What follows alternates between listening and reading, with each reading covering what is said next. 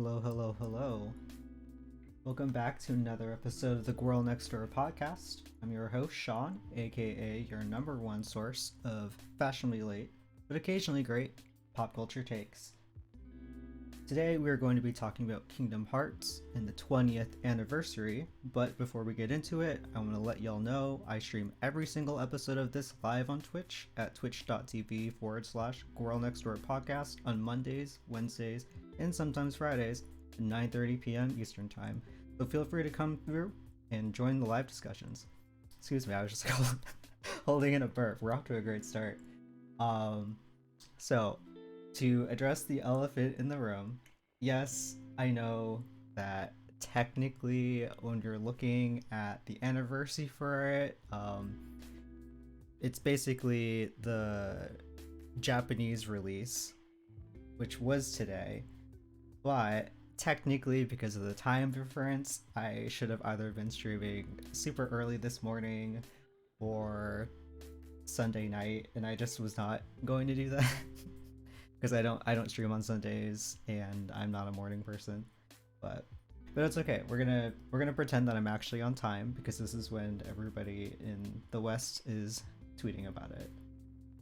This was actually probably the topic I was the most excited about to talk about like all weekend, and it's kind of funny that I wasn't originally going to talk about it at all.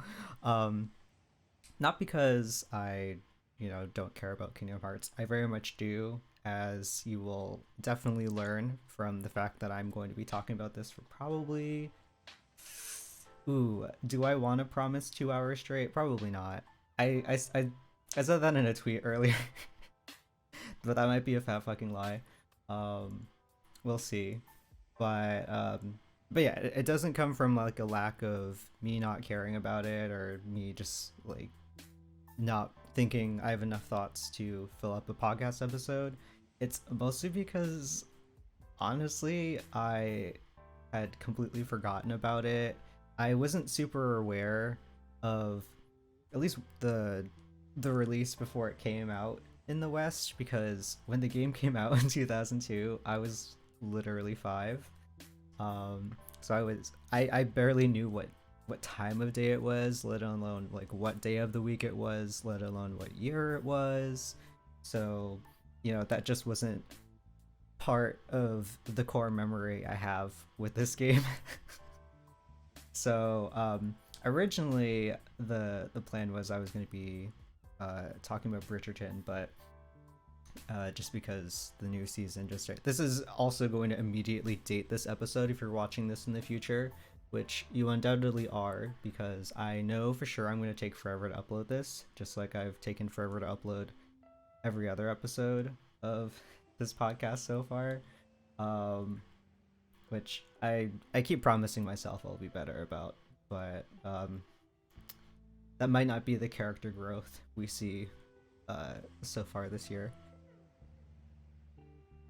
But so to the floor is not saying for context for the millionth time in every podcast episode, but for context, I was introduced to the first game on the PlayStation 2 literally, probably, I say literally, but probably actually a year after it came out, like 2003 or 2004. So I guess it's 2 years. I'm mostly foggy about those specific details because I wasn't the one that played the game originally. My sister and I had a babysitter that came over and saw that we had a PlayStation 2, and he's just like, oh wait, do you mind if I bring this game that I've been obsessed with? And obviously my sister and I weren't gonna protest to that because like the extent of our video games at that point were like pretty pretty limited, and it was just like, oh cool, like this like cool babysitter is gonna bring in something new, and they're an actual gamer, so we get to see like gameplay that isn't just honestly math related, because that's just kind of the that stretch of childhood was what I had. Um, they brought it over, and I was immediately obsessed with it. I wanted to know everything about it. I didn't understand what was happening half the time, but like, I mean, the whole incorporation of Disney characters was definitely like the marketing worked. Okay, I get it, Disney. I understand like why this IP was always going to be successful, why this collaboration was going to attract um, the audience in this way. And it's kind of only continued to do that since then, especially with how strong the fan base is now and how much hype there was for literally any title or any news tangentially related to Kingdom Hearts 3. And it came out, and we'll talk about that later. But um, I I will have to expose my ass a little bit though and say I am not like I don't really consider myself a super fan, not because I don't care about it or that I don't have love for it, but because I maybe I'm just gatekeeping myself a little bit. But I haven't played all the games. I have only played. Let me try to remember. I played the first game and beat it. Chain of Memories on the Game Boy Advance, almost beat it. It was one of those instances where like you get stuck on the final boss, and even though it's probably not that hard, because you're a kid and suck at reading and following instructions, you're just gonna continue to make the same mistakes. I don't know how I got that far in the game without really understanding the card mechanics at all. I played it essentially like a button masher, which for like 3/4 of the game, and then I think it was like only when I got to the final Axel fight in the last area that I started becoming a little bit more aware of how the how the card system worked and what stacking was. And I didn't really have a massive excuse not to learn it up until then. I'm not really sure what kicked in, except maybe the difficulty. But even then, I didn't really find that boss that hard. Marluxia, on the other hand, was not fun for me, especially when he has this like pedal attack that forces you to dodge roll. But if you're playing it on the GBA, the dodge roll is kind of awkward to use, especially if you don't have great hand motor skills, I guess. It's hard for me to convey that if you haven't played it. Let's just say it's not as intuitive as pressing the square button on your PlayStation controller. It was, I believe it's just like double tapping the control pad, but sometimes it would just be so unresponsive that I would just be taking free damage. So I just got stuck there. So I did not beat that one, but I basically, I only had like the second stage of that fight to still beat, and I was just stuck. So I'm gonna say that technically I finished it. That's probably as close to completing it as like I probably would get. Then I played Kingdom Hearts 2. It was kind of mostly, excuse me, it was kind of a joint effort though between like my sister and I. So I would say she probably played most of it, and then we kind of just like took turns. But she was definitely better at it than like I was when it came out. What year did that come out? Because I think I might have still been in that state of, again, not reading instructions, and even though it's not really that difficult of a game, when you're a kid, it kind of everything becomes more unnecessarily difficult. Okay, so it came out in 2005, so that was ooh, I was okay, never mind. I forgive myself. I was like 8, I think. Math. Yes. No. Yes. I finished high school, I swear. But yeah, I was 8 years old when Kingdom Hearts 2 came out. So I'm going to forgive myself a little bit and forgive my inner child for being bad at this game. um, and mostly relying on my sister to finish it. I did end up doing my own separate playthrough after the fact, but I didn't finish that one. But I don't know. Even though it was still mostly me watching her play, I would still count that as playing it, right? It's different. I would argue it's different than watching like a YouTube video, which is kind of how I've lived out most of the series titles moving forward. Because I've only played a little bit of Kingdom Hearts 3, and then oh, I have played Union Cross though. I didn't finish it though, but I know what happens in it, and I know that I did. Okay, to be fair, I didn't finish it because I got onto it literally 3 weeks before everything went down. So I didn't have really, I didn't feel like I had enough time to finish it. I knew that they were going to do a theater mode anyway, so I just didn't like, I didn't finish it, but I knew what happens, and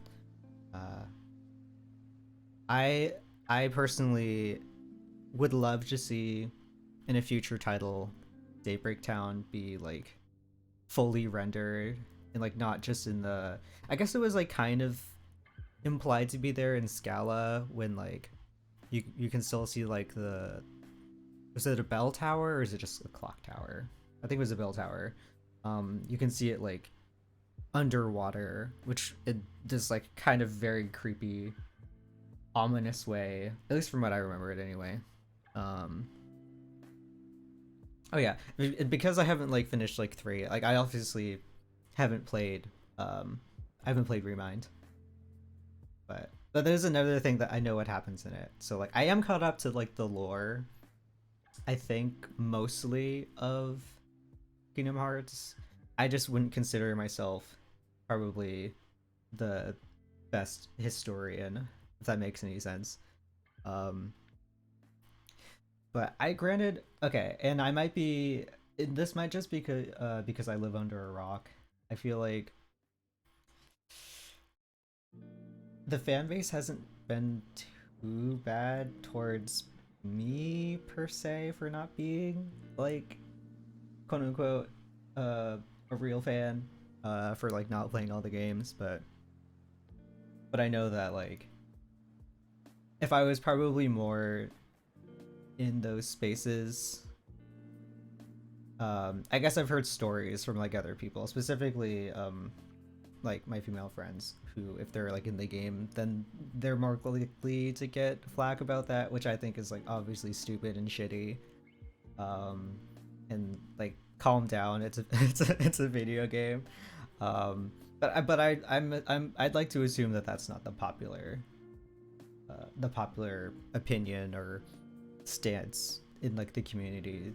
um i'd like to I like to think that it's a overall very positive fan base, but I can already tell people who might be watching this back later being like, or even me watching this back later after some major shit show goes down, being like, what the fuck was he talking about? But I mean, I feel like at least for what I've personally like seen anyway. And again, I'm still trusting my friends who have experienced like pretty bad stuff, that like that their stories are true. Like I don't want it to sound like I'm not believing them when I say this. But I feel like the most flack that I've personally interacted with is probably related to just 3 not living up to people's expectations in general. And I think that to an extent, like it's some of it is fair, but I think I still, from what I've played anyway, a very limited amount I've played, and then I kind of just like watched a bunch of people like finish it. I don't think it was that bad. I still feel like I would enjoy it. But I'm also very simple, and I wouldn't ever consider myself really a hardcore gamer, I guess. Not that I think I'm like a fake gamer, but like I own that I'm very much a casual. So because of that, Um, button mashy games are okay. Floaty combat is like something I won't even really notice as a problem. I don't know. It just becomes one of those things where like because I haven't really played a lot of games within sort of like the action RPG genre, or action adventure, I guess, um, that I'm not going to be as discerning uh, about certain aspects of a game than like people who are more qualified to talk about that. So I fully own that. It's largely because I'm not an expert. But at the same time, it's just like, I, you know, I'm sure there are there are certainly things that I envy about other people's experiences if they don't have to be really caught up in sort of the technical facets of everything, where they can just enjoy stuff. Because for me, I can just enjoy it sort of relatively thoughtlessly. Like there's certain, honestly, like the things that I will pick up on the games that I don't love is more going to be story related than it is going to be gameplay related, which I know people also had a problem with, like the story in 3. um I I'm indifferent to it personally. um I just like maybe I should go like from from a little bit more from a chronological order instead of like already talking about 3, especially since technically the anniversary is for the first game. um Everything else is just sort of a separate topic, but I don't know, I feel like it's kind of nice to be able to look at this piece of uh but I mean, it really is just like a crystallization of my childhood, because I mean, I guess I probably stopped paying attention around Dream Drop Distance, and I didn't play it. Well, okay, somebody will have to fact check me on did Dream Drop Distance come out before or after Birth by Sleep? Because I was around for Birth by Sleep. Um, but that was kind of like around the time I started tuning out a bit. Not because I didn't like it or anything, but it's just because the games ended up being spread across so many systems at that point and consoles that I just didn't have, that it became kind of costly to be into the game in that way. And I was still sort of getting used to the concept of, I know this is gonna make me sound like such a boomer a little bit, but I was still getting used to the concept of gaming YouTube at that point. Granted, I think all of us sort of were. I think even the content creators were still figuring out how that was gonna work. It's not like I was against watching walkthroughs or playthroughs, because like I was already doing that for other games, but it was never for like a game that I uh, knew I was never going to be able to play. Like if I was watching a walkthrough, it would either be to relive a game that I'd already played, or to check out a game that like isn't going to come out in the States. So I guess that kind of contradicts what I just said. um I mean, I'm a big like JRPG person, um but I didn't grow up with a PS3. And once things started moving towards that, I think like probably like the last PS2 game that I played, but it didn't, granted I played it years after it came out,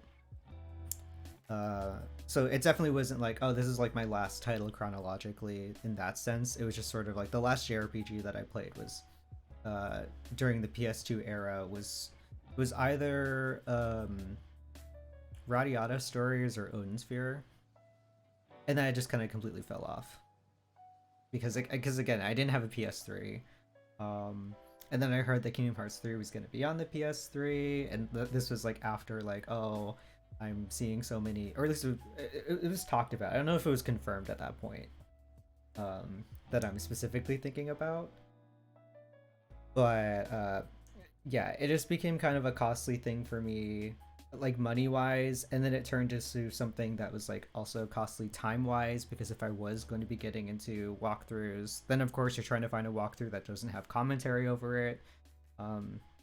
Because for myself personally, as much as I enjoy watching um really fun personalities play games, when it comes to JRPGs, I don't really like a lot of commentary over it. If I'm going to be watching a walkthrough of it, I'd rather be watching a streamer at that point than like a YouTuber, but that's just kind of my personal preference. Um, then I don't know. Because of that, I I don't know. I guess I just wasn't as interested anymore from a logistical sense. And around that point, anyway, like I'm trying to think of how old I would have been, because I'm trying to think of how old I was when that gap started widening. I guess I think I was just starting no, I might have been just finishing middle school around that time, uh, when we had like a family friend who like stuck with Kingdom Hearts all the way through.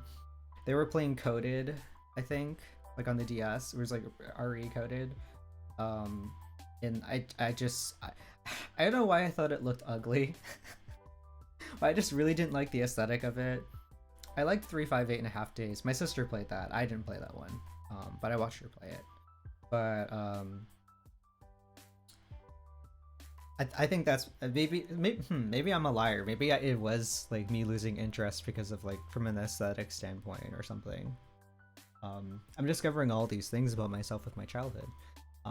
But yeah, but then with all these like titles sort of coming out, and then you're cutting to me paying attention again with Kingdom Hearts 3. And even then, it was kind of late into Kingdom Hearts 3's life cycle. Because to be honest, and I don't know how it did, because I would have had to have been living under such a rock for this to happen. I really didn't feel present for like the first 6 or 7 months that Kingdom Hearts 3 came out, which is kind of weird for me to wrap my head around, because then it seemed like once I got into Twitch, that was like what everybody was playing, or at least the people that I followed early on in me being interested in Twitch. That's changed since then. I think I only follow maybe like 1 or 2 people now that like where Kingdom Hearts is such like a central core part of their channel. Even if they don't play the game anymore, it's still like very much just like, oh, I know them as like the Kingdom Hearts streamer. And I don't mean that in like a derisive way either. Like they fully embody that. They accept it. They embrace it, I guess.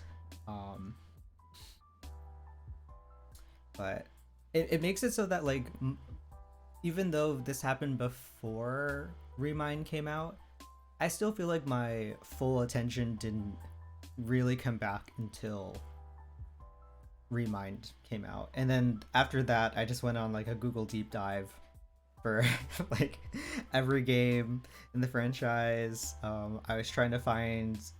This is where like I started sort of conceding a bit to being like, okay, well, I'll watch this channel even though they have like this playthrough, even though there's like commentary over it and I don't love it. But I mean, there are at that point though there were plenty of like playthroughs that didn't have any commentary on it. So that's kind of when I got caught up to speed. And then I would find out after the fact that there was a much easier way for me to get caught up on Kingdom Hearts lore than to watch really lengthy playthroughs of each game, because people had put out tons of videos that were just like summarizing the game's lore in its entirety, which I think, you know, y'all are doing the Lord's work. I wish I had found you before I devoted literally all those hours to it, but that's okay, because it does kind of, you know, make me feel a little bit better about like, okay, I do feel like I'm a part of this community a little bit more in that sense. Just like I didn't play all of those hours, but I still feel like I lived through it just from how obsessive I was about it. It's funny though, because like I don't think it's not. This isn't even like a secret love for me, I guess, or a secret passion. Like I don't hide that I like Kingdom Hearts. If like anybody asks me about it, it's just it rarely ever comes up. So because of that, I don't think a lot of people would have expected that I was even wanting to talk about this to probably the length that I will end up talking about this about. Um, I don't want to say I want to stay away from saying closet Kingdom Hearts fan because again, like it's not like there was like any shame around me liking it. It's just it never came up. Um, that's not anyone's fault either. For like, oh, why didn't you ask me about this like very specific interest? It's like, yeah, no, I get it. Um, but I don't know. So because of that gap in time though, where I just wasn't paying attention to things, and then fast forwarding to like the next main title coming out when I'm like fully an adult, when I guess Kingdom Hearts 2, which was like the last major one that I paid attention to, even though I did pay attention to like Birth by Sleep and Dream Drop Distance and eventually got into Union Cross. Like I as far as like the main titles were concerned, I was 8 when 2 came out, which is so wild for me to think about. But it does make you sort of feel like you're catching up with a friend after like a really long time, which maybe sounds kind of corny, but for me, I think it's kind of sweet, you know.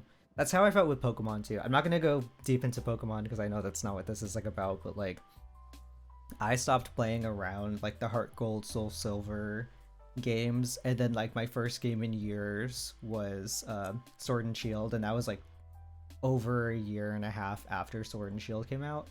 So even I was late to that, and like I know that's like a lot of people's least favorite now, as far as Pokemon games are concerned, or for main titles anyway. But like because I just didn't have like the context of like all of these other games up until then, like honest, it could have been like complete dog shit, and I wouldn't have known.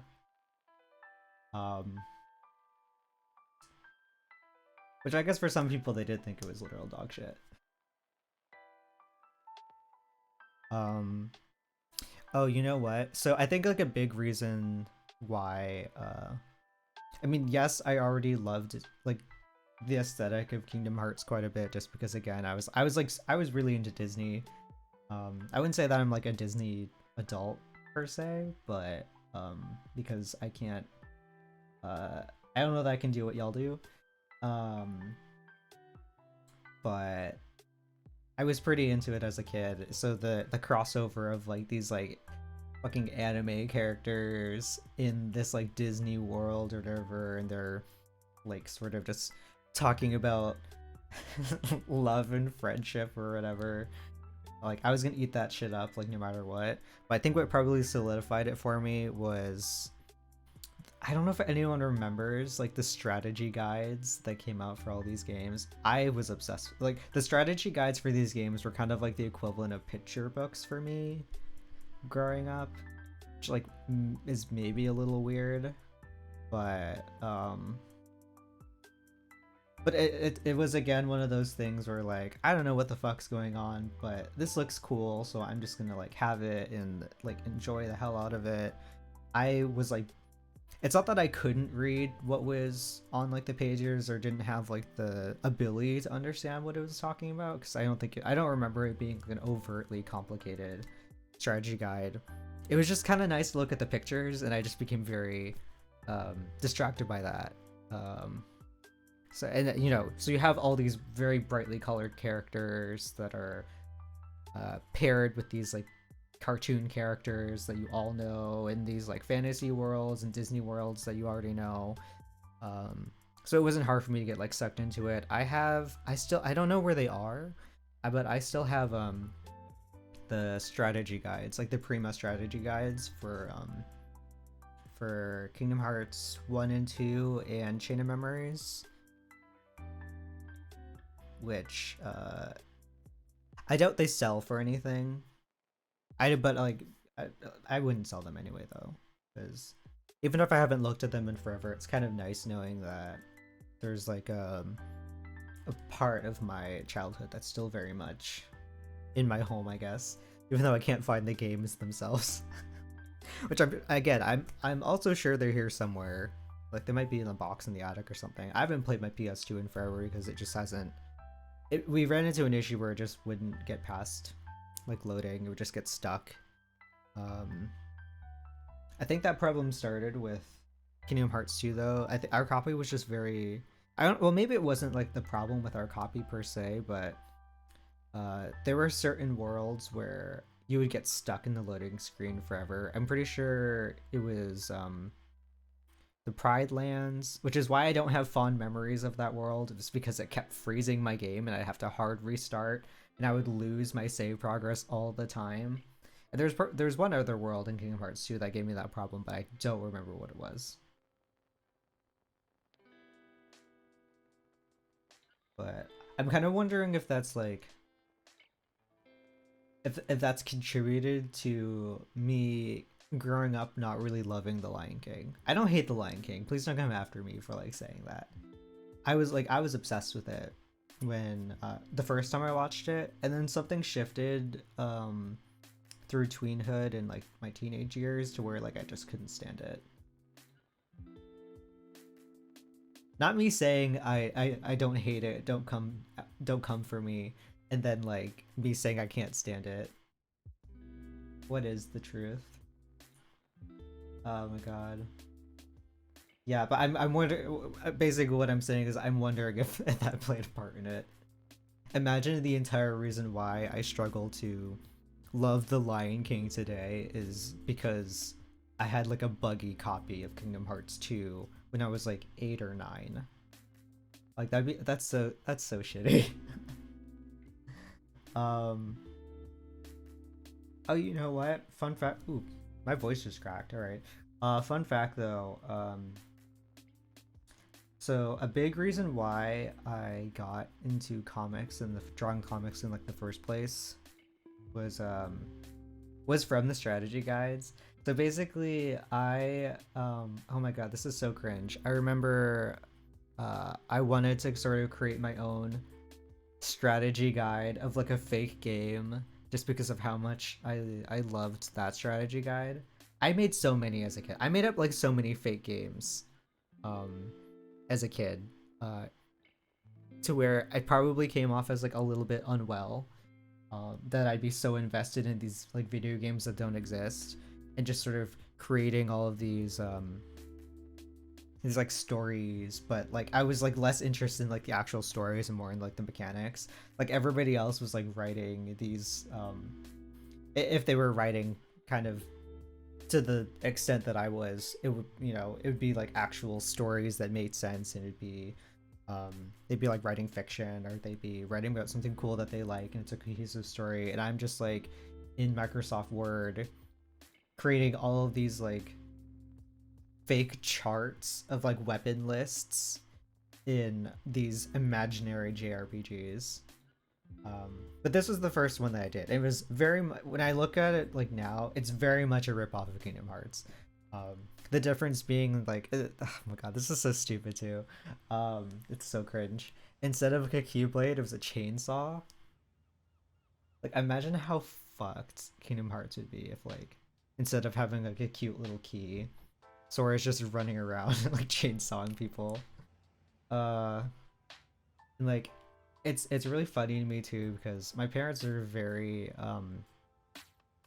not anti-violence per se growing up, but like they didn't like whenever I drew guns. They didn't like when I drew swords, or like people getting attacked, because they're just like, we don't want to foster this kind of creative outlet. They've completely changed their stance on it now, but back then they were just like, oh yeah, no, like don't draw guns. You have to like show people making friends and and being peaceful. I'm just like, okay, mom. But then they were completely fine with me drawing this like spiky haired kid running around with a chainsaw. It's like, oh well, they're fighting monsters, so it's okay. It's just like, okay, but like you still, you know, thinking about the mechanics of a chainsaw, like that can get kind of grisly, I think. So that's a deep cut, I think, for me. Is that my love of comics doesn't come from reading comics. It came from, I was literally drawing so many quote unquote screenshots from this imaginary game, and I'd just be adding text to it and captions, and like there would be a there'd be some semblance of a narrative to it. I was still sort of trying to put a story together, but I was less interested in it making sense from like a reader perspective and more being like, oh, if I was playing this game, I can like kind of fill in the gaps here and there with it. Um, and that just happened to be a knockoff Kingdom Hearts. It very much like revealed to me at like a young age like how sort of obsessive I could be about things that I liked, which definitely became something worth examining as I got older. But I don't know. I think I do remember showing the babysitter that, and he was very sweet about it. That this like kid just like plops this like massive binder full of I think like the most pages I got out of that specific game was like 487 pages, which is like, I mean, I should have guessed that I was unwell, but that was definitely like a that was definitely a not normal thing for a kid to do, especially in such a short span of time. But I just like plopped this like giant binder on like the table and be like, look at this thing that I made. He was very nice about it. I'm kind of wondering if I'm assuming he knew that like that it was definitely Kingdom Hearts inspired, because all of the characters looked kind of similar, but they were sort of just like knockoffs. But I'm trying to remember what the name of it was, like the name of the fake game. It's kind of escaping me now. I wouldn't be surprised if I have like a fever dream about it later. And like that's what reminds me. I do remember I had like a Final Fantasy ripoff though in my childhood though. But honestly, I thought it was kind of lit. I'm remembering that like, so like my excuse behind making like a quote unquote violent video game was that like, oh well, if the enemies aren't human, then like it's fine. So like you can make the monsters like puppets, or you can make them like shadow creatures, you can make them whatever. In this case, in the Final Fantasy ripoff, I'm just like, it's called Robo Fantasies, which is so cringe, especially when like I think in certain contexts Robo Fantasy definitely means something completely different. But I was just, yeah, so the idea behind it was like, oh, it's Final Fantasy, but instead of like fighting people or monsters, it's like you're fighting robots, and like that makes it okay. Which checked out for my parents. They're just like, oh yeah, that's fine. Yeah, you can do that. You can hog the computer, that like the single family computer that we have downstairs that we all shared for like almost the entirety of the 2000s. You can just sit on that for 2 hours in Microsoft Word and just sort of make up random shit that you're not even gonna finish. I don't think I got as far with like Robo Fantasies as I did with like my Kingdom Hearts video game ripoff. I will say though, like as cringe as it was, like I feel like there were probably cringier things that I could have done as a kid. And this was like pretty self-contained. It was just it made me like practice drawing more, which I think is like always good if you're trying to do that. I'm really surprised that like and this could just be me. Ooh, something just fell in the other room. That's just like scared the shit out of me.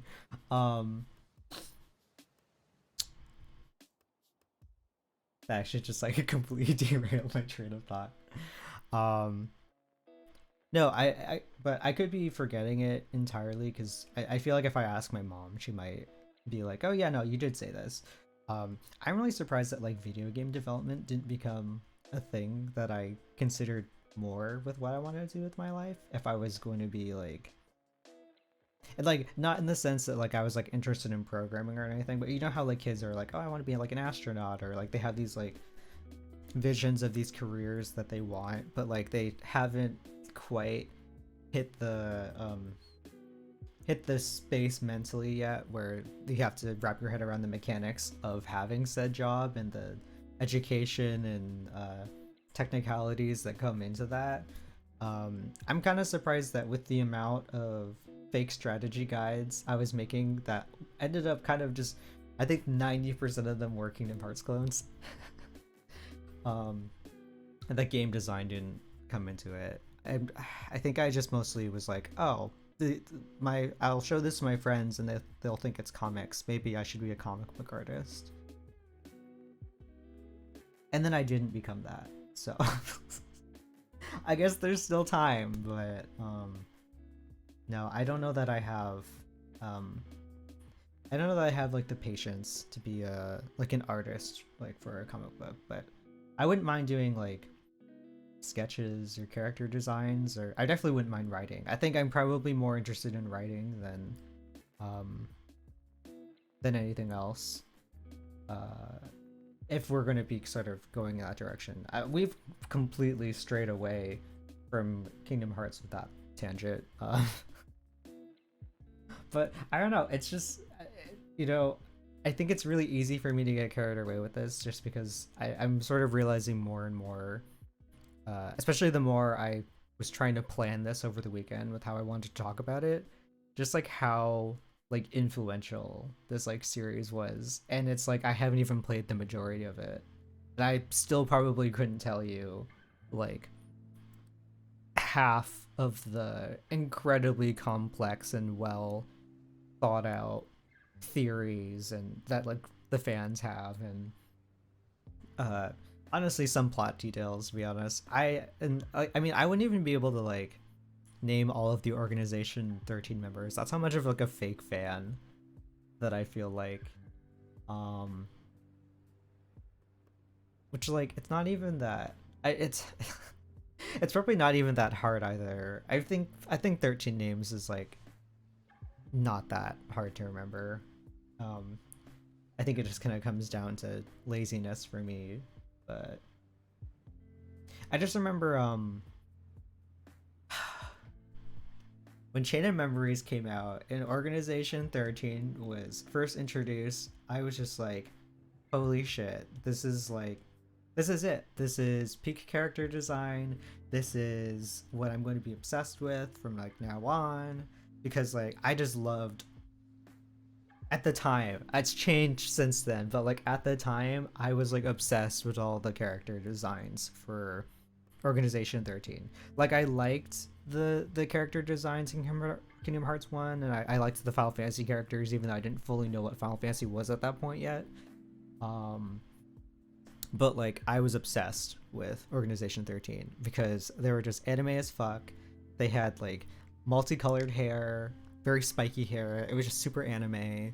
And at that point, I think by the time Chain of Memories came out, I was becoming a little bit more aware of manga and anime. I wouldn't say that I was like fully watching anime outside of like Pokemon or like Dragon Ball Z. So I didn't quite make that connection yet. But I was reading more manga. Mostly the oh my god, this is a deep cut too. The library that my school had, when they did add a manga section, manga. My partner is gonna be grilling me about my pronunciation later, and that's perfectly fine. When they did add that section to the library, they did put like an age restriction on some of them, because keeping in mind this was an elementary school, so they put an age restriction for like the sixth graders for any of like the teen or tween ones. So the only ones that I could usually read were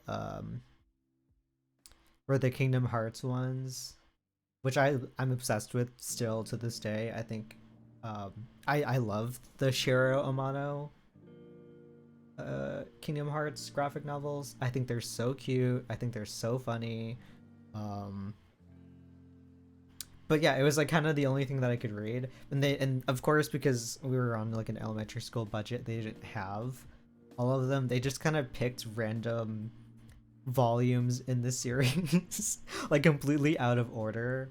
So the story was super disjointed, and honestly, if you were checking them out, it was more for aesthetics than it was for like a cohesive plot.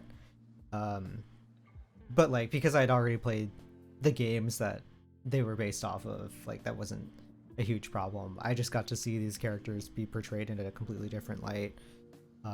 Just because the sense of humor in the manga are like very different from like the games, and I do kind of hope moving forward that we get to have honestly kind of more of the quirks of the Shiro Amano series than like the writing we've gotten so far. Granted, I do love me some cringe. I think Kingdom Hearts cringe compilations are so great. I think when I'm trying to really hone in on like core memories from like the first game, because again, I know this is like more for the first game, and that like Kingdom Hearts 2 is like the, you know, the younger sibling that always gets like more attention. But I really do feel like the memes in Kingdom Hearts 2 kind of stick in my brain a little bit longer, or at least like the cringe anyway. Not that there wasn't cringe in the first game, but I definitely started I guess picking up on some of like the angsty stuff that Kingdom Hearts 2 started introducing that like maybe Kingdom Hearts 1 didn't have a ton of. Which is also not even true, because we'll get into that in a sec. But I don't know, I think because I was like, I guess I wasn't like fully in my tween era yet when Kingdom Hearts 2 came out, but I think around the time that I really started going back to it, Roxas's story and like the angst fest that the opening chapter is, and just the concept of nobodies in general just kind of started to like, I think for a lot of us who grew up with the game sort of as it was coming out as opposed to like retroactively. Granted, I still think people who are new to this series can totally still grow with with the angstification of Kingdom Hearts. But like we all became so edgy at that point. I feel like if you played Kingdom Hearts 2 at that time and you existed in, I know the game didn't come out in 2008, but if you existed during 2008 and you had sort of the blueprint of like Roxas and the Nobodies and Organization 13 like in the back of your mind, like you are carrying that shit into middle school. I thankfully I didn't have a MySpace, and I was not allowed to have a YouTube channel, so I never made any of like the Kingdom Hearts cringe videos, like the live action ones with like the ooh, I wish I could show it on here, but we all know what I'm talking about. It's like the one with like the two guys like reenacting the Zora Roxas fight in a parking lot. I would show it on stream, but like I'm kind of scared of getting yelled at, so but I don't know, I think Kingdom Hearts fans know, they know. But yeah, so I wasn't doing any of that. I honestly wasn't even like changing my presentation or anything. It was just sort of like, it's kind of like that goth kid that can't afford to buy goth clothes, so they just sort of try to add it in other ways, in smaller ways, like in their own day-to-day life, whether it's like just doing their nails or changing how they talk or just like the books that they read. I definitely was like soft emo from like Kingdom Hearts 2, I think. I never went full emo. There's a part of me that wishes that I could have and just like fully embodied that state, but then I think about like, I don't know, I guess I probably would have kept myself out for like the depression aspect and like not realizing that like, ooh, this is kind of getting darker. I don't want to go like too far into it. I think because I was like, oh, I don't have it as bad as like other people. I don't really feel like I can like claim this aesthetic that's sort of like reclaiming your own narrative around mental health. Whether they actively realized they were doing it or not, I feel like that's definitely what that era of youth culture was. But it was like predating Tumblr, so we didn't fully have like the lexicon or to really express that that's what that was. It was just sort of just what all tweens and teens do when they're trying to express these new feelings. It's just sort of like a more outwardly expressive way. But I would find out years later that it's like, no, depression is depression.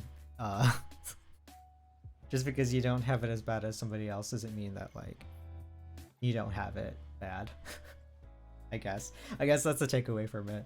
But I think that's definitely why I grew to like. I mean, I already really liked Roxas's like character, and sort of how edgy the opening chapter was in general. Like, it did resonate with with 8-year-old me, I guess, in a way, even though I didn't have like the I didn't have like the understanding of like fleeting youth at that point.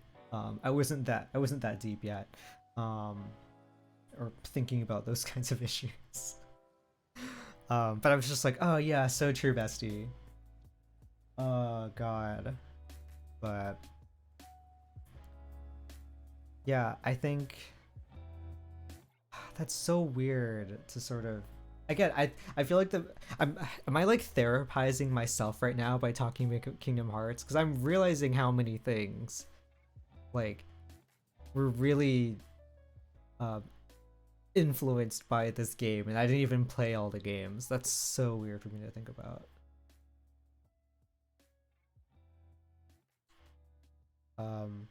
Yeah, we're gonna take a short break because I'm having some gamer bladder time, but feel free to just chill. I'll be back shortly, I guess.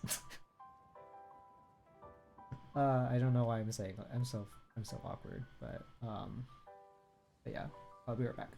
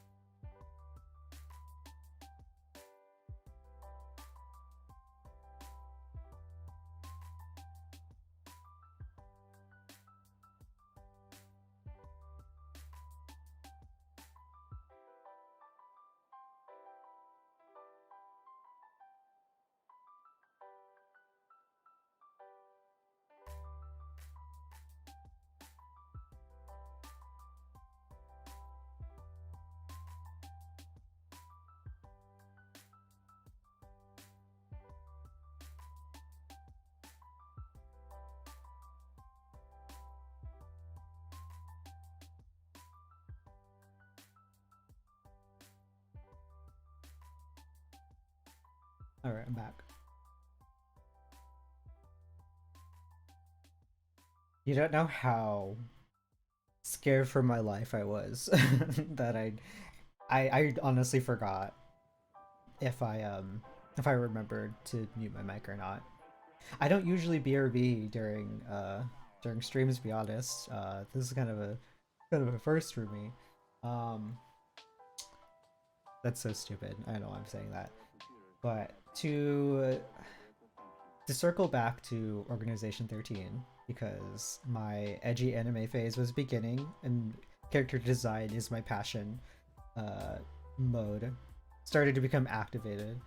I don't know that I ever I don't think I ever had a phase where I was like creating Organization 13 OCs. I don't even think I was really doing fan art, to be honest. Which I think is kind of a shame. I'm not really sure. I don't know that I ever did any fan art in general growing up. Which is kind of bizarre for me to think, because I feel like lots of other boxes got checked when it came to just sort of the checklist of things somebody like undiagnosed ADHD, hyperfixation shit, that like a kid will have when they're really flocking towards like a special interest.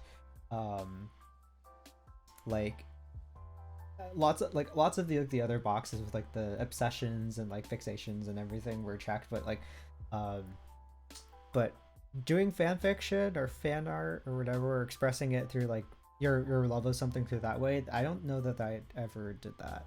I kind of wish I did though. Mostly because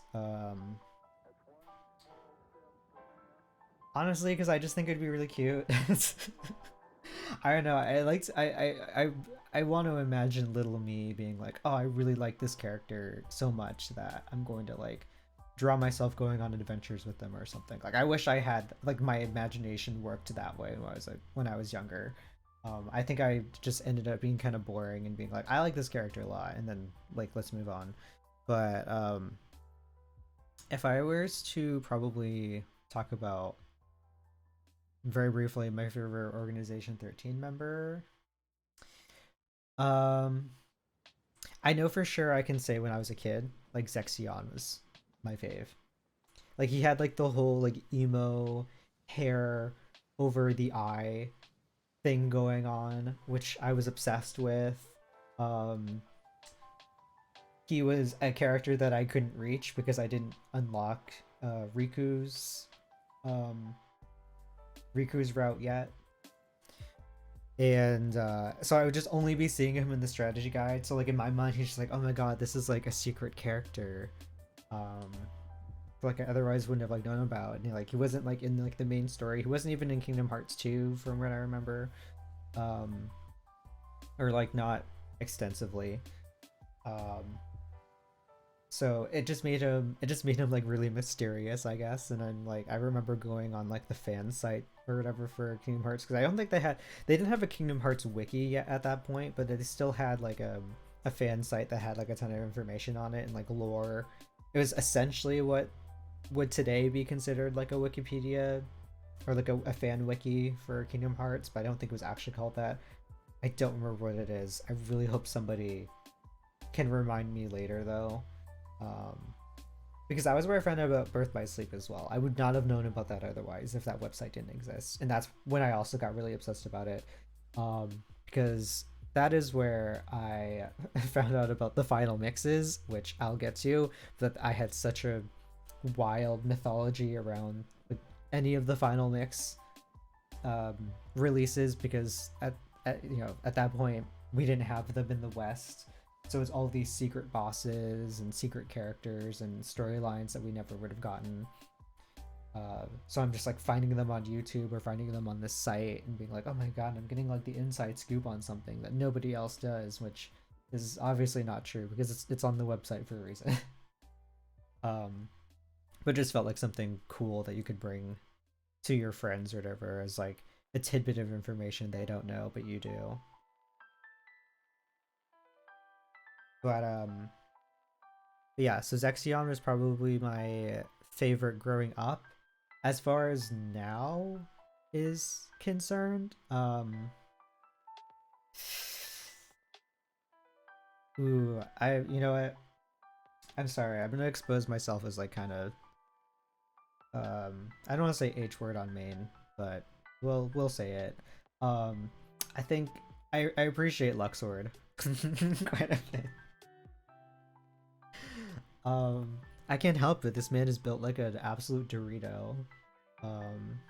He has like a pirate accent. From what I remember. I think he's the only one that has like an accent, like out of the entire organization.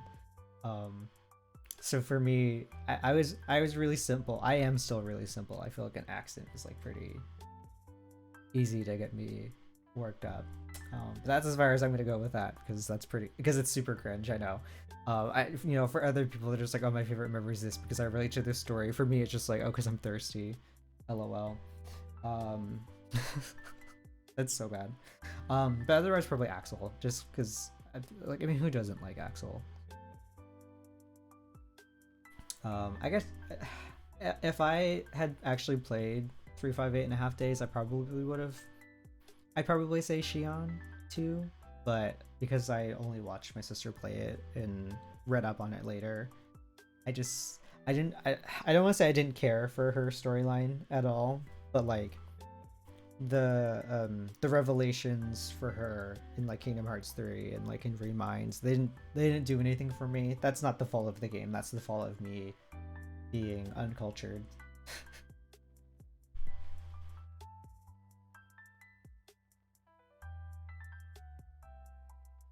I'm sort of I'm kind of interested to see though how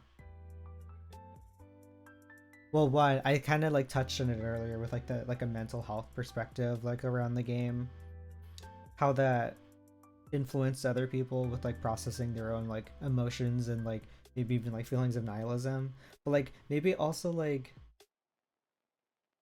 I'm kind of wondering how many people had their like sexual awakening to Kingdom Hearts, or like specifically an Organization 13 member. I'm really curious.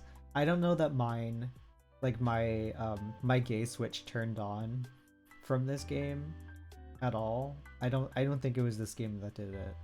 Um, but I know that's so weird to be like talking about like, oh, this is like a game that's like relatively like family friendly. Let's talk about like how something like woke you up and made you gay, because that's obviously how that works. um that's also really ironic for me to bring up because like again this is 100% going to date this video, this stream, that like don't say gay, the whole like Disney situation with that, it's not great. I just read their the statement they like tweeted about and I'm just like, this is so stupid. So it is kind of ironic for me to talk about like I wonder sort of how the LGBTQ plus community sort of were able to find themselves in a game that doesn't necessarily explicitly have any canon queer shit in it. I'm kind of interested to see where people fall on that, because I do think that the overwhelming majority of people I do know, who at least know what Kingdom Hearts is, um, because a lot of my circle just isn't sort of on that side of gaming at all, which is perfectly okay. Um, but the the majority of them like are queer. Um, so I'm just kind of like wondering, is like, do we flock to this to this kind of content in that way? Um, and if so, like, what kind of impact that would have on us when we're growing up? If it's like, if any at all, if it's like a something you can trace that kind of personal journey with and tie it to any part of this series. I'm interested in sort of talking to more people about that.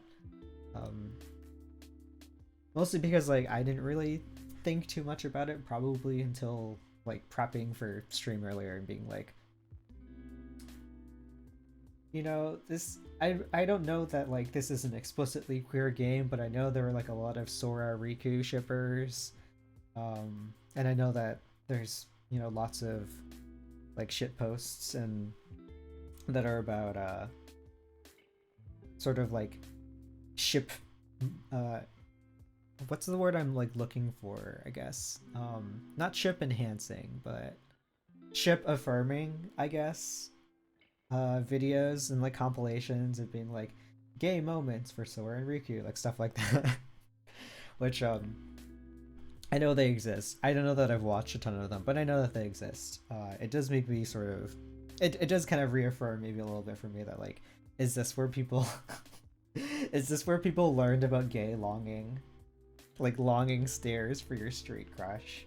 They're like hoping that they're not actually straight. This is so off topic for Kingdom Hearts, but like at the same time, it's like, no, you know, the will they won't they for Sora Riku is a very hotly contested subject of debate in this game. Um, that's not true at all. I know people talk about it a lot though. Do I consider myself a Sora Riku shipper?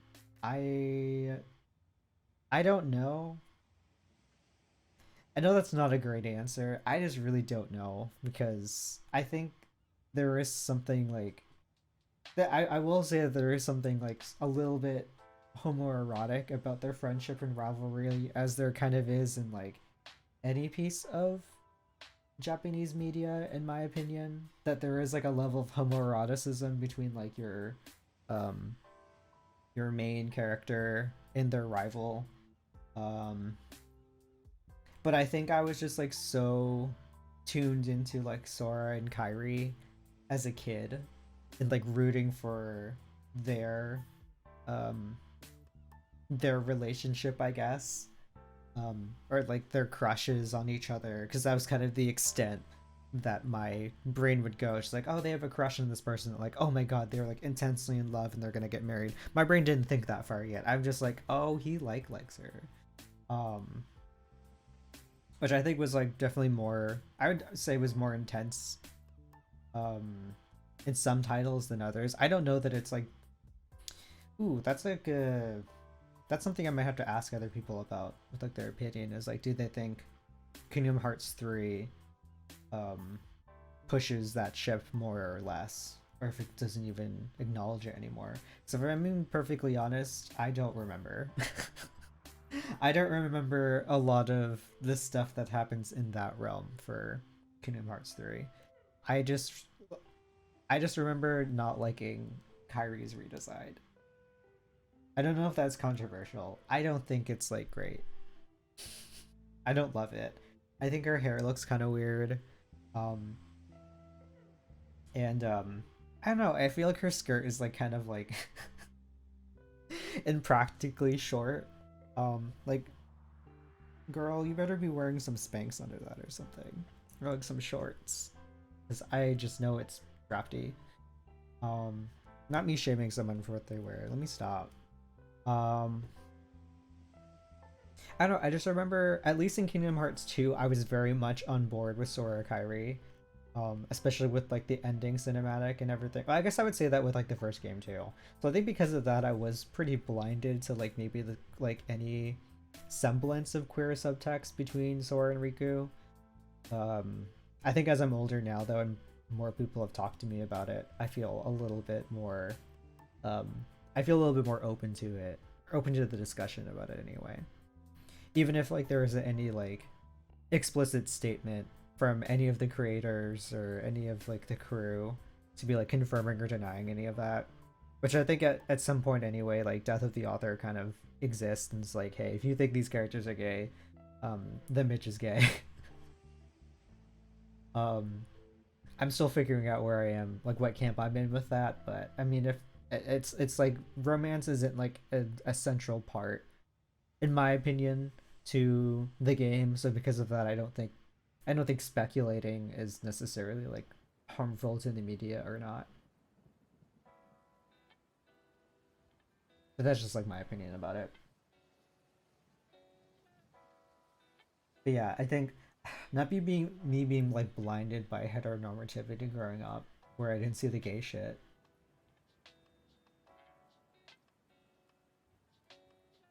especially with them like outfits. Oh my god. No, okay. You know, we do need to talk about the character design in this game very quickly.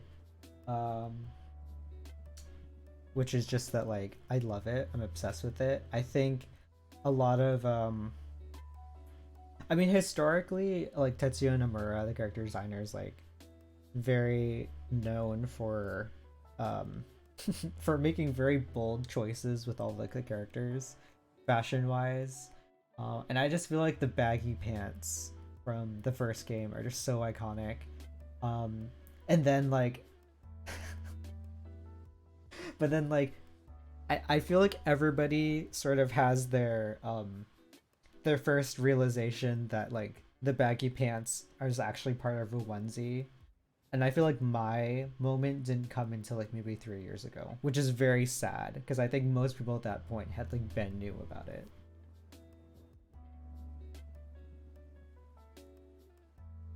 But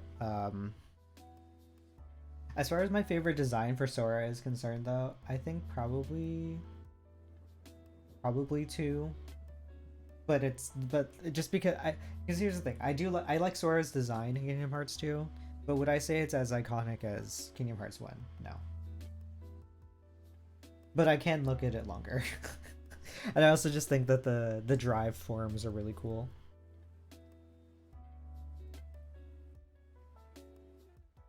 I'm like remembering that like didn't like Sora originally, he was like supposed to have like a tail. He was like a little bit more of like a cross between like a human and like an animal.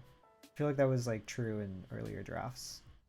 I definitely feel like I've seen it somewhere, but I'm not really sure what changed that outside of like, hey, we had to dial it back so that like kids can relate to this character, which like personally I'm just like, look, I played Spyro growing up, okay? I could relate to that fucking purple dragon. I can relate to a kid with like animal ears and a tail. Unless they just didn't want to like awaken something in us with that, which is a whole other conversation, and I'm not here to make assumptions for anybody on that. Point blank period.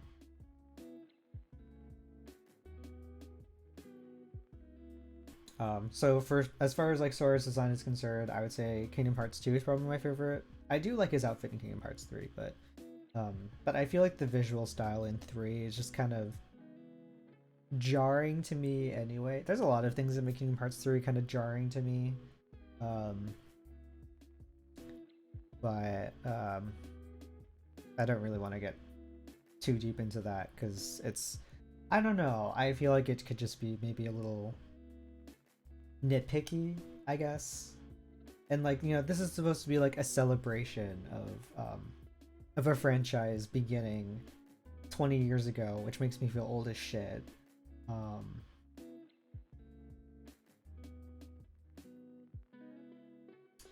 But yeah, I think for Riku though, I say but as in like as if like my opinion is like going to be shifted, but like no, I feel like the exact same way about this as well. I think Riku probably has my favorite design of his is in Kingdom Hearts 2. I'm really sorry, everybody. I don't think that's an unpopular opinion though. I'm interested to see who's in the camp of like Kingdom Hearts 1. Riku having the best design. I don't love like his design in 3 at all. I'm gonna be perfectly honest. Like, how are you going to give me like, you know, the edgy, very long-haired boy, who looks like a fucking like Hot Topic dude, and then like age him down, all the way down like again. It feels like with that new hairstyle, I guess, but I don't know. For myself, I'm not a fan of his design Kingdom Hearts 3. I think everybody else, like, besides Riku and Kairi, I think are probably the weakest design-wise in Kingdom Hearts 3. And I'm willing to die in a hill about that. And I think Kairi, oh my god, does like the main 3, do I just like Kingdom Hearts 2? Am I just standing Kingdom Hearts 2 right now? I just feel like Kairi's design in like the first game is like it kind of runs into like the same levels of impracticality that the 3 does, but not nearly as bad because she's not expected to fight in Kingdom Hearts 1. I just know that girl is cold as hell wherever she goes though. Like it does not look comfortable. I'm just like imagining her just like hiding in the apartment in Traverse Town. It's like dark as hell. She's like wearing the same thing she's been wearing for several months at this point. It's just not. I don't know. I would want like a hoodie and some sweats at that point. If my world had been destroyed and like I just had to be like waiting somewhere indefinitely for like my friend to find me and then for my friend to like save my world, I'd be investing in some like joggers in like a hoodie. Or even yoga pants, to be honest. Like I would not be wearing like that short ass skirt with like with like my undies peeking out the side, and those fucking shoes. Like as much of a 2000s vibe as it like parts of the design kind of are with like the layered like undershirt. I guess I don't know. To me, it gives 2000s vibes, but like early 2000s. I mean, specifically.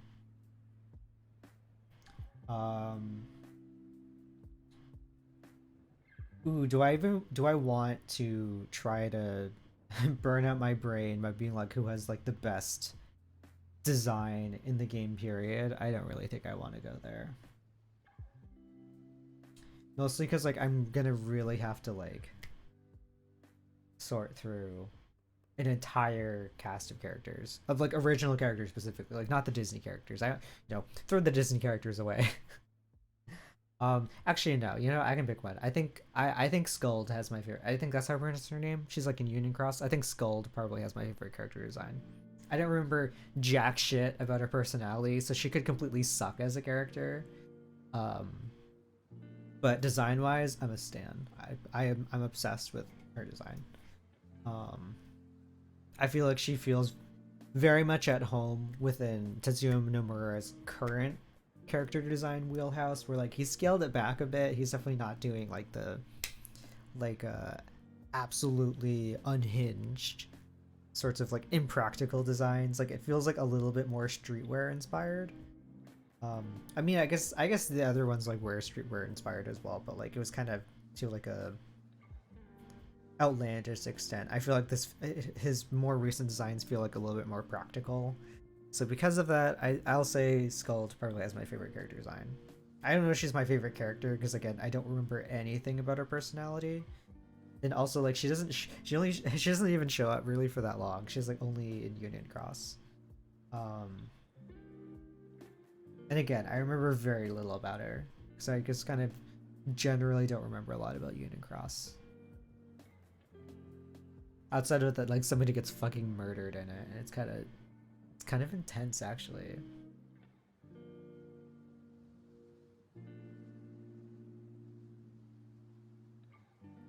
But I think I was about to say like it's pretty intense for a kids game, but I feel like it's like evolved enough at this point to be like kind of more of a general audiences kind of game. I mean, with that being said though, Kingdom Hearts 1 kind of had some dark shit in it too though. Like I think about I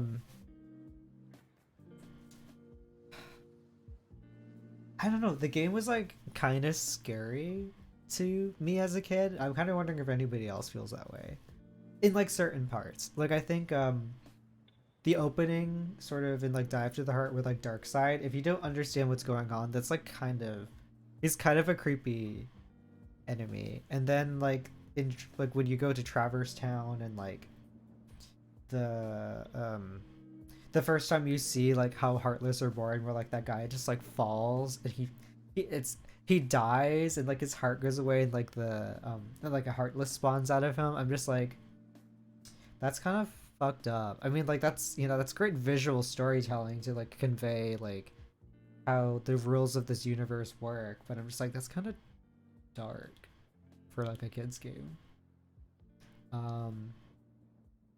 And then I think about when you're like still on Destiny Islands or whatever, and you're in that cave and you find like that door, and that guy just pops out of nowhere and like he's like in a creepy cloak and he's just like eerily talking to you. They gave me nightmares for like a really long time. I'm not even joking.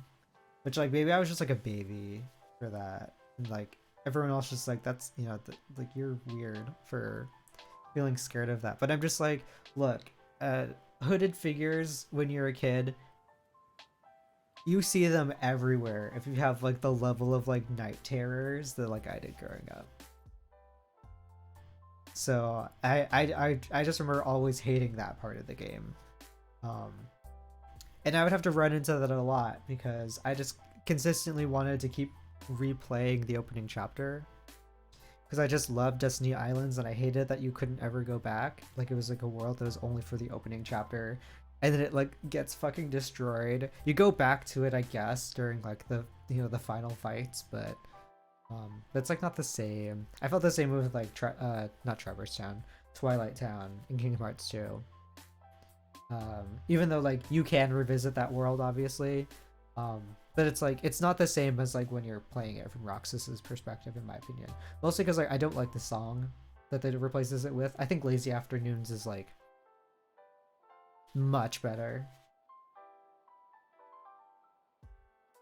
But I also just kind of like playing as Roxas, even though like after playing the full game, when you have like your full kit and all of like your abilities, it is weird to go back to the early chapters of the game, like being completely helpless when it comes to like air dodging, for example, or recovery from getting knocked up, like stuff like that.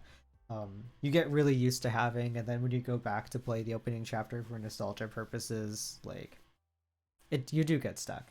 Um,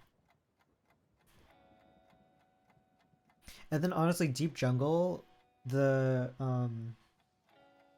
the random encounters with was it a I don't remember, was it a tiger or was it a leopard? It was some kind of cat.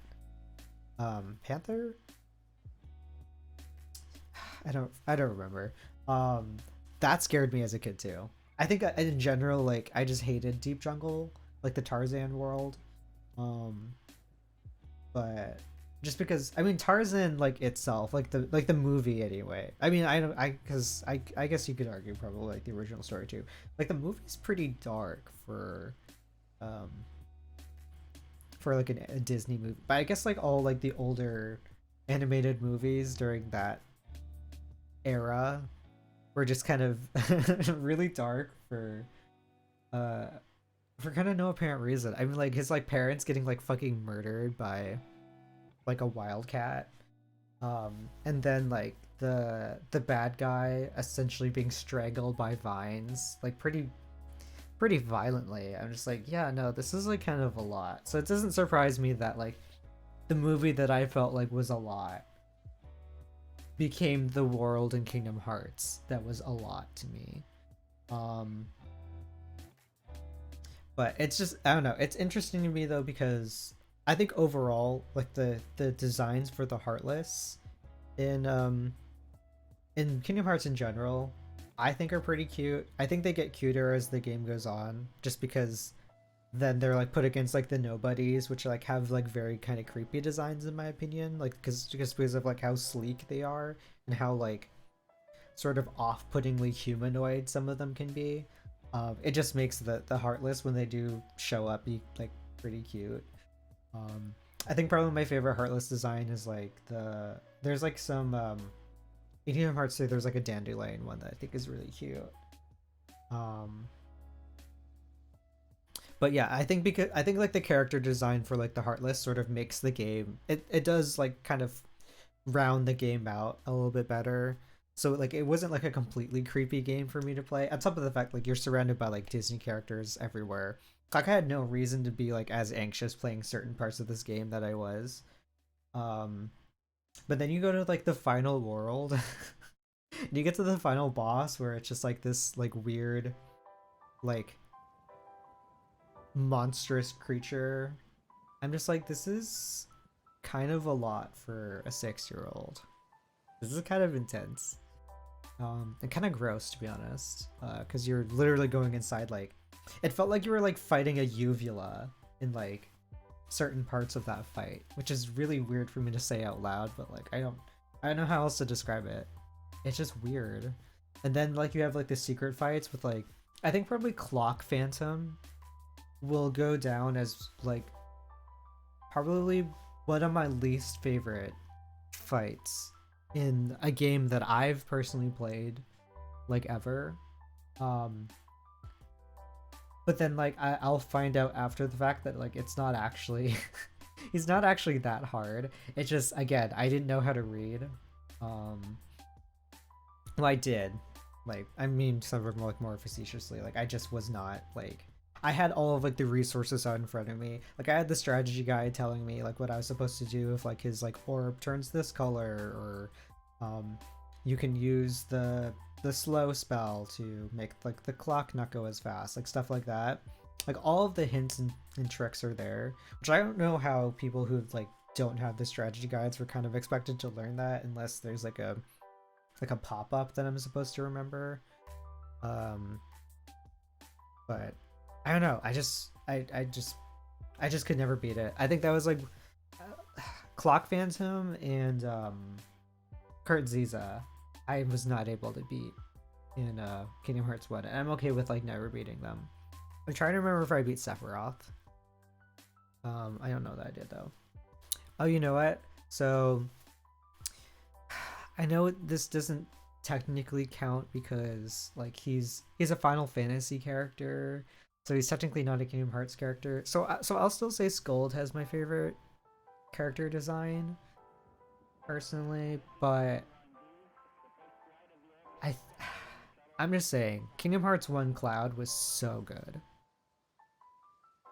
Like honestly, I thought he was like the coolest character ever when he was introduced. Um it gave me a completely different perception of what Cloud actually is as a character in like his like own game. Um and I don't know, like I loved like the wing cape. I thought the bandage sword was so stupid, but like in like a good way. Like it's so edgy. Um I thought like him being like sort of your rival in like the Colosseum world was like, in my opinion, the only redeeming factor of that world. I don't know anybody that loves like Olympus in the first game.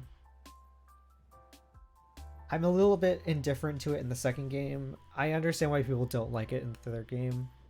Um, Less so that because it's like a bad level, and more that it's like, why is this the opening of the game? Which I think is fair, because it does leave out like, you know, you could have had like a cute world like as your opening chapter, like you did for Kingdom Hearts 1 and Kingdom Hearts 2, and like you didn't go with it.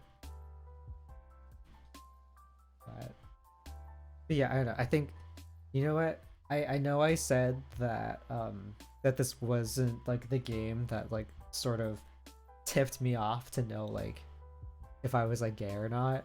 But like the more I'm sort of thinking about it, I was like, no, I think Cloud was like like Kingdom Hearts 1 Cloud was like probably like a sign that is like, oh, you like boys, don't you? But I think half of it was like I wanted to be you, less that like I wanted to like I thought this person was hot. Um this is just I don't know. The longer I do this and the more stream of consciousness this is slowly becoming, the more I realize I'm kind of therapizing myself a little bit. Which I'm fine with, but it is funny to be like all of these things that I didn't really attribute to this game series growing up was like all of a sudden very much not the case. um it turns out this was your entirety personality trait the entire time.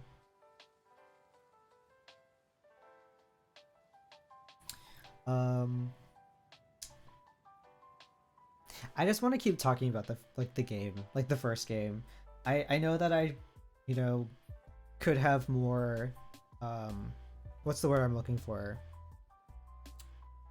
I could have more well thought out and well planned sort of itinerary for this stream where like there's like a overarching theme going on and that I'm like directing the conversation in a reasonable way. But I'm just like, I don't know, I'm getting really hype off of this thing that I haven't even played in like over a decade. um it just makes me all nostalgic, so it really just does make me want to like talk about whatever the fuck about this game. um I'm also realizing probably that like I don't know, is it weird is it weird that I'm cussing this much at like a kid's game? Like I'm gonna post this to YouTube and it's gonna, you know, be Kingdom Hearts related content, but it's not family friendly at all. I'm talking about being like H word over fictional characters and having your sexual awakening over a video game that's like a Final Fantasy and Disney like mishmash of ideas. But I really love the level design in Kingdom Hearts as a whole. I'm trying to decide whether I like the level design in 1 or 2 more, though. That's my thing. I'm kind of leaving 3 out of the equation just because it feels like a completely separate beast, to be perfectly honest. Like they make the worlds a lot bigger because they can, and because mobility is like super different in that game in comparison to the rest of the games. So like it ends up making some of the levels feel pretty empty with how big they end up being, just because you're expected to move very quickly. So it's just like, okay, well, if we made like a world that was as claustrophobic as the first game, you would notice it a lot more with how quickly you're moving. So I get why they have to make the worlds bigger, but I really liked how sort of small and detailed Kingdom Hearts 1 and Kingdom Hearts 2's level design had. And I would argue that probably the first game does that the best, just because they didn't have the hardware to be running around like they do in like the second game, and definitely didn't have it in the third game. Would I say that it has like my favorite designs in like the series? I really don't know. It's also weird for me to say that, because then like I look at a lot of the worlds that return in Kingdom Hearts 3 and they're objectively better, in the sense that it was nice to see like an HD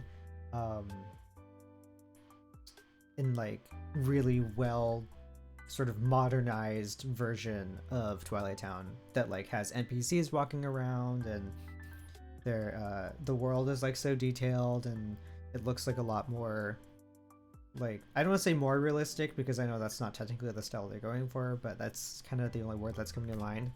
It's why it is disappointing that it is like it is confined to essentially that one area. As nice as it is to like not have loading screens in between it is still weird that like they made Twilight Town so restricting. So because of that, like I do feel weird being like, let's compare and contrast the first 2 games, but then like an objectively better version of them might, like better looking version anyway, might exist in 3 because they come back.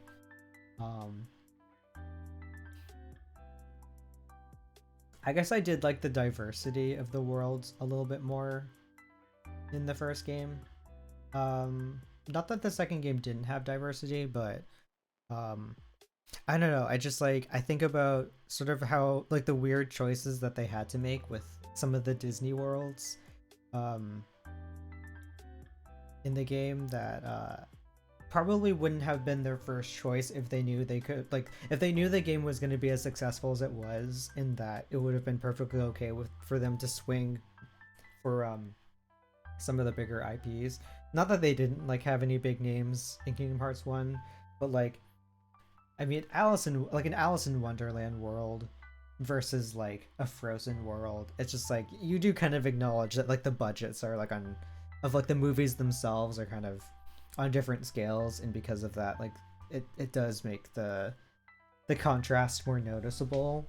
And I feel like Kingdom Hearts 1 definitely, because of like sort of I don't want to say, here's the thing, I want to avoid saying smaller films, because like obviously these are all still commercially very successful movies, to my knowledge anyway. Like Alice in Wonderland is still hailed as like a Disney classic for a lot of people, and like on top of that, the world, like the first game did have Aladdin in it with like Agrabah. That was a pretty big movie that most people recognize, and also like Atlantica with like The Little Mermaid. But even then, like The Little Mermaid was never fully based in like that world, I guess. If it, like, it wasn't like a movie that was spent predominantly underwater, so it's not like you were really looking to like a ton of these like iconic locations besides like Ariel's grotto and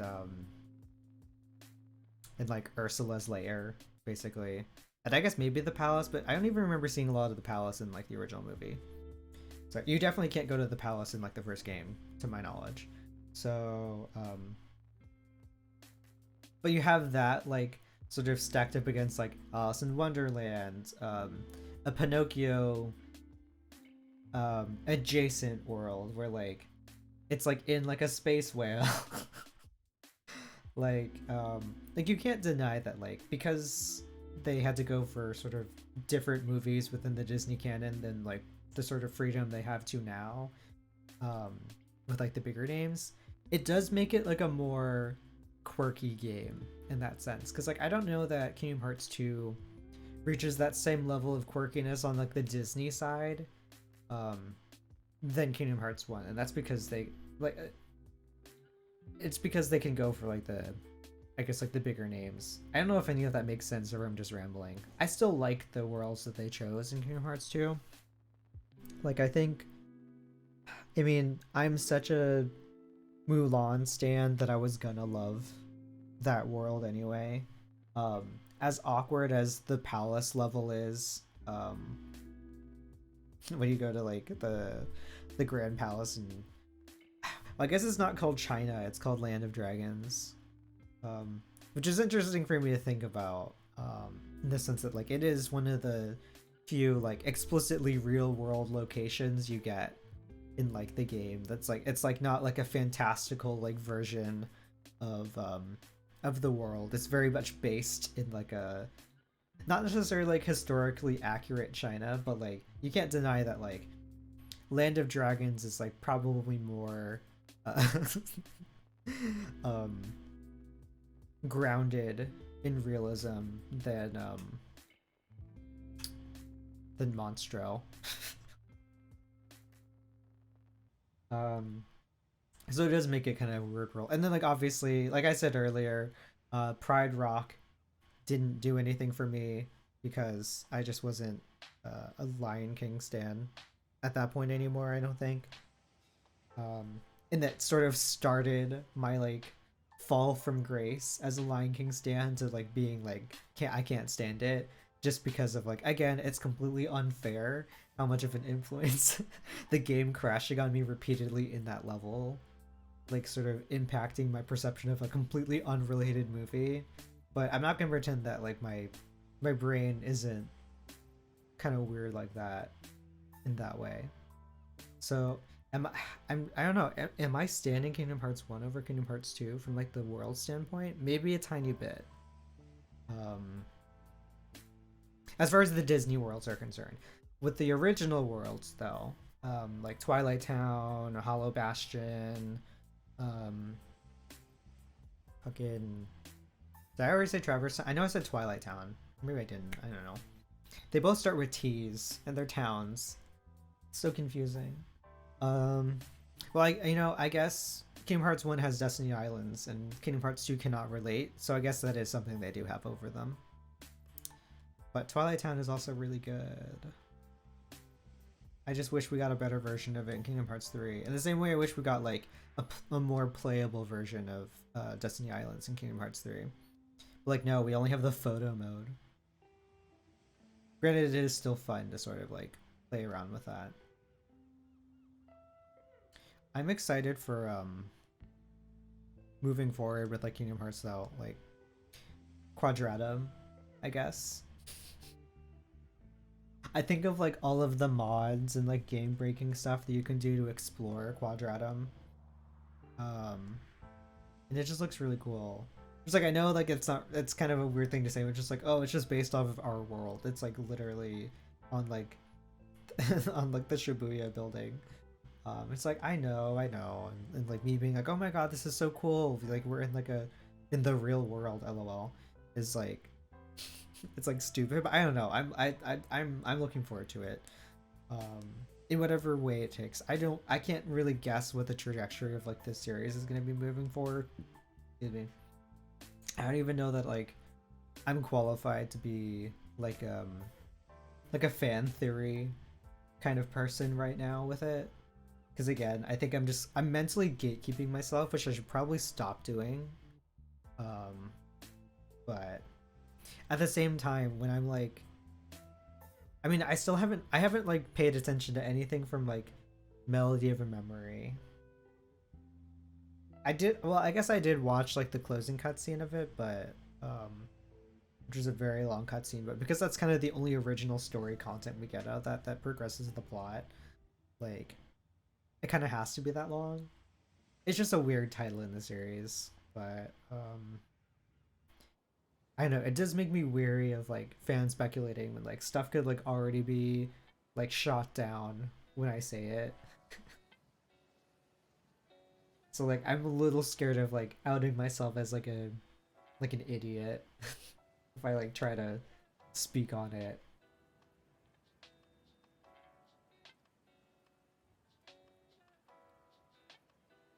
I don't know. I just think, how could I forget Yozora? Okay, Yozora and Scold are tied for my favorite original character designs, hands down. Um, he's such an edgy character. I love that Nomura was able to like sort of glean out a little bit of like the Final Fantasy Versus 13 energy within within the secret boss because it's so funny. Um, well, then also like in the game trailer too, that's in like the original game of like VRM Rex. It makes me wonder if we'll get like an actual VRM Rex game, or if it's just going to be kind of like the frame narrative of Kingdom Hearts 4.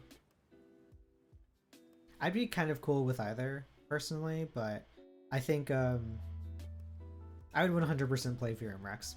I think like the story seems like kind of maybe like it might be a little campy, but at the same time like I kind of live for that shit. So I'm okay with it being like maybe like a little bit removed from Kingdom Hearts 4 if we get like a solid VRM Rex. But again, that's like a very unlikely scenario, I think. I'm not like super optimistic about that happening, but I would like absolutely die if it did.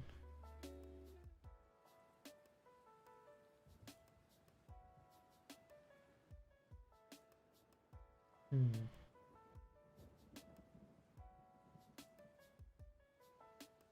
I'm trying to think if there's like much else for me to say that like I haven't already kind of gleaned over. Because like again, I feel a little hesitant going off on like a fan theory train when like there's stuff that's probably already answerable, or like maybe it has already been answered.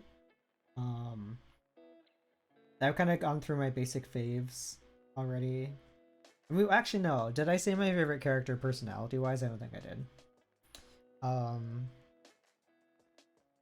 my favorite character personality wise probably would be I mean, I definitely identified with Roxas a lot as like an edgy kid, but as an adult, I feel like I definitely resonate with Aqua more, and I kind of just like how much she stands her friends. I know that like it's kind of the meme that like her entire personality just like revolves around like friendship, and it's kind of keeps her from being like a super compelling character for some people, but like personally I'm just kind of like, I mean, I think it's like an admirable quality to just stand your friends. I mean, maybe yeah, it's like not exactly doing any wonders for the Kingdom Hearts Bechtel test like argument, but I mean, I don't know. I think she's cool. I think she has like a fun design, and um I didn't play as her because I didn't play Birth by Sleep, but I paid attention to it, and I think she was probably my favorite character out of that. I also just kind of like magic wielding characters anyway. Like I will, if I have the opportunity to play a mage in the game where we're picking classes, I'll probably either play a mage or I'll play a healer, but I'll more than likely just play like a mage. So the fact that her entire kit is just based around spellcasting, like I was going to like that character. So the fact that she's also like the first playable female character in the game too, it's just kind of like, all right, bet, let's go, let's fucking go at it.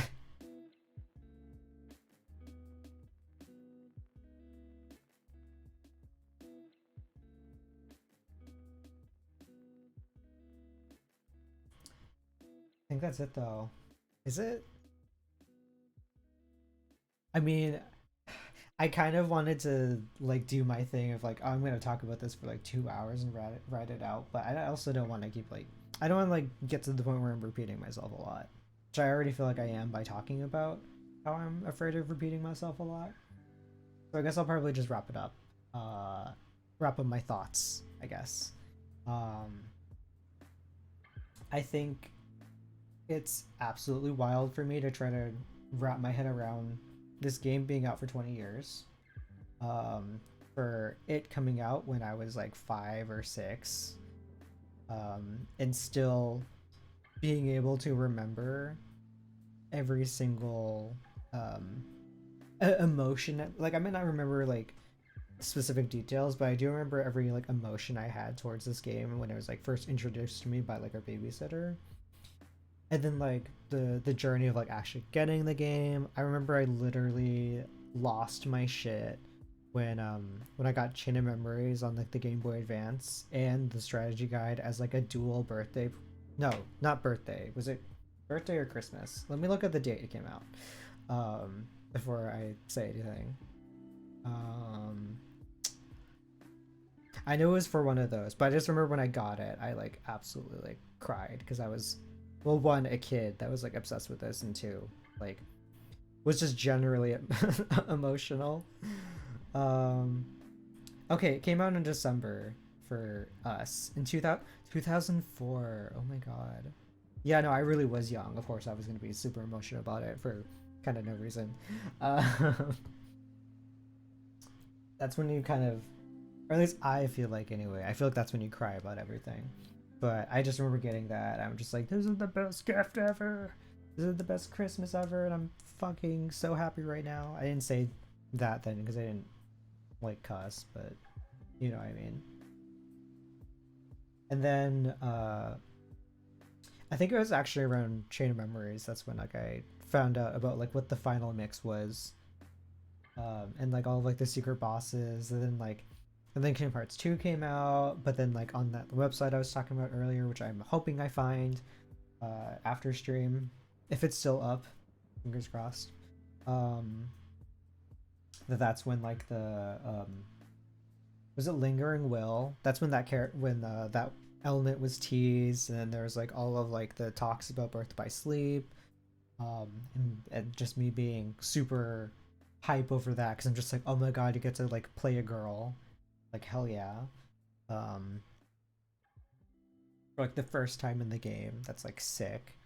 Um, just because like I don't know, I don't think that there were like a lot of big games that like I was playing. Like obviously there were games that had like female characters like at the lead in them at the time.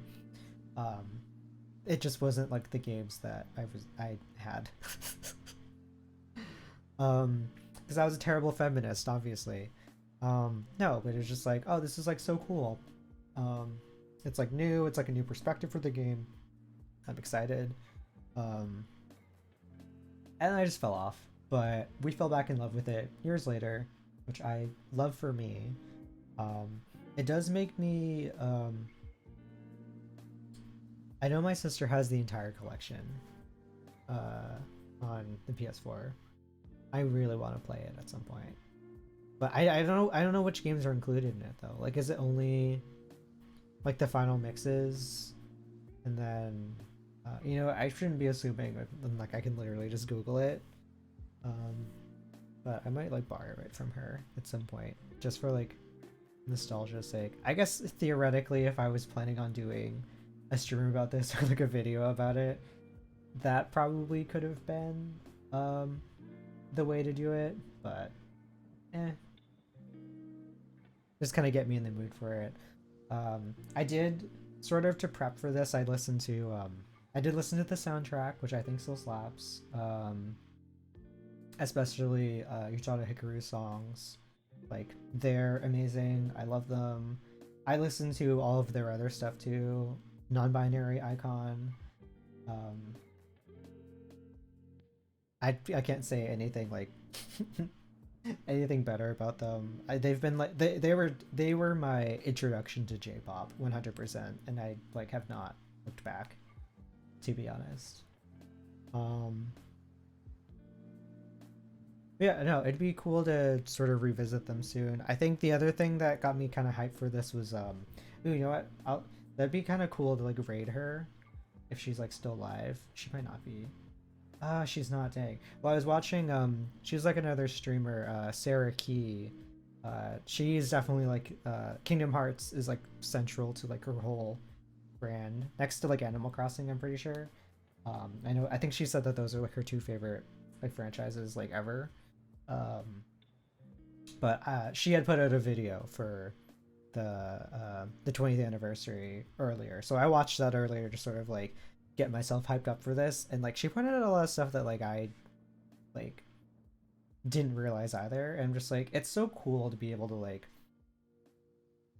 have this like very what felt like a very specific to me thing to me as a kid, because I didn't know anybody else that like knew about this game other than like my babysitter and like my sister, obviously, and like maybe like one other family friend, I think. So to me, it like always felt like, oh, this is such like a super niche thing, and like nobody's gonna get it if I like talk about it. And then seeing that like everybody else is, so many other people have grown up with like the same experience and like have had like the same emotions around this thing, is just something that's like always going to be really cool to me. Which I know is kind of just like I know that's not new. There's like plenty of other like the concept of like a community or a fandom is definitely not new. But I would say this is probably like the closest to one that I had been in like sort of early on. And I don't know, it's like, it's pretty dope. I'm pretty happy about it, and I'm excited about the future of the series, whether I play it or not. I'm definitely not closing the door to it. I don't know that I'd play it on stream because I don't have anything to stream it off of, but plus I feel like there's already like millions of people that have done videos about like, you know, like playthroughs of the game already, and I'm sure if I ever tried to cover a future game, it'd be a very heavily saturated market. But I mean, I'll you know, it's still something I like think about, I guess. I don't even know when the next one is supposed to come out, or like any side title. I definitely don't know when like a main title is gonna come out. I don't think anybody does. Sometimes I wonder if even the creators don't, because they took their time with Kingdom Hearts 3, which I respect, because like I'm glad that the product, in my opinion, was good. It did make it worth the wait, but I know for some people they felt kind of disappointed, and that's their experience. I can't really change that for them. But with all that being said, I think I'm going to wrap up tonight's episode of the Girl Next Door podcast. As a friendly reminder, I stream all of these on Twitch at twitch.tv/Girl Next Door podcast. I stream this live Monday, Wednesday, I almost said Tuesday, Monday, Wednesday, and sometimes Fridays at 9:30 p.m. Eastern time. You're more than welcome to join like the chat. I like to sort of like see what other people are feeling about certain things. Like sometimes people ask like really great questions to contribute to the conversation. It's just like a good vibe. It's kind of why I wanted to do this through Twitch instead of just doing the more traditional podcast format of just like recording it by myself or with a friend and then posting it later. I kind of just like the inherently that's not a word, the inherent community aspect of Twitch, and that's why I want to do that on here. So you know, feel free to come on by if you like this or not, I don't know. You can always come through and watch this live and contribute to the conversation. We talk about kind of just whatever here. Sometimes it's relevant, like with this was definitely something I wanted to be more time specific, and other times I'll be like, hey, I'm gonna talk about the Euphoria finale almost a month later, knowing that absolutely nobody will talk to me about it. So come on through, and again, that's 9:30 p.m. Eastern time. I typically go for like an hour or two, but yeah, this is a great outro. I'm doing a really good job. I'm gonna I'm gonna go. But thanks for watching, and I hope to see y'all next time.